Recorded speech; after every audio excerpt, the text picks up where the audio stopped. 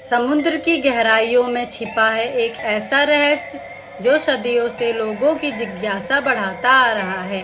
एक ऐसा शहर जिसकी चमक, उसकी शान और उसकी कहानी आज भी हमारे दिलों को छू जाती है। ये वही नगरी है जिसे भगवान श्री कृष्ण ने अपनी यदुवंशी साज सज्जा के लिए बसाया था। महाभारत के युद्ध के बाद ये शहर अचानक समुद्र में डूब गया और इतिहास के पन्नों से ओझल हो गया।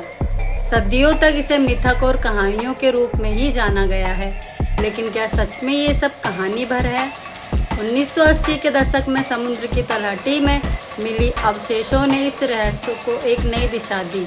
आइए आज हम खोलते हैं इस डूबी हुई नगरी द्वारका का रहस्य, जो इतिहास, विज्ञान और आस्था का संगम है।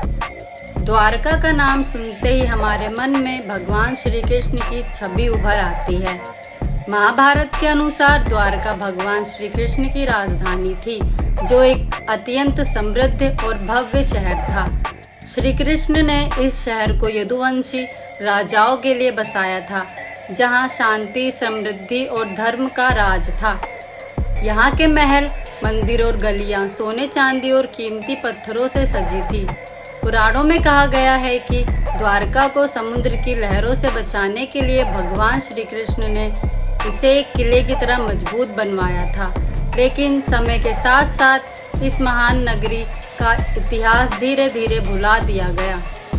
महाभारत युद्ध के बाद के प्रभाव और प्राकृतिक आपदाओं ने द्वारका को भारी नुकसान पहुंचाया। ऐसा माना जाता है कि समुद्र की तेज लहरों ने इस समृद्ध शहर को निगल लिया।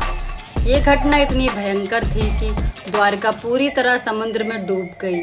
कई पुरातत्ववादियों और इतिहासकारों के लिए ये एक रहस्य बना हुआ था। क्या ये सच में हुआ था?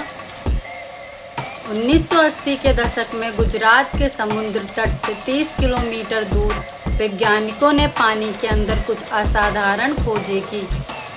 डाइवर्स ने समुद्र के नीचे प्राचीन दीवारों, इमारतों और सड़क के अवशेषों पाए।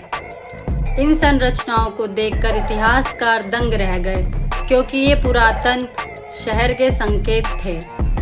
कार्बन डेटिंग से पता चला कि ये अवशेष लगभग 5000 से 9000 साल पुराने हैं। क्या ये साबित करता है कि द्वारका महाभारत काल से भी पहले अस्तित्व में था?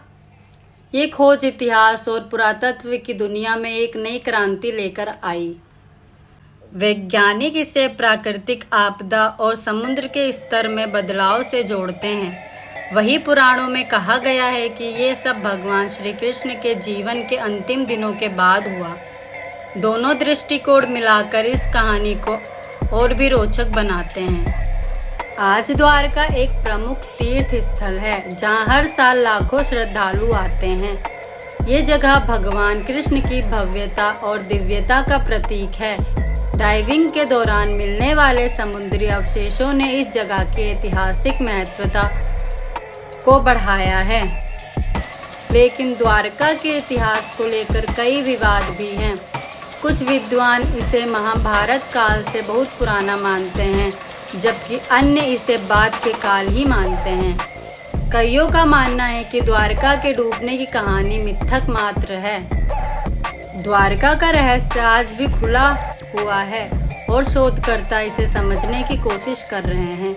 क्या आप भी इस रहस्य की गहराई में उतरने को तैयार हैं? अगर हाँ, तो हमारे चैनल को सब्सक्राइब करें और इस वीडियो को लाइक करना ना भूलें।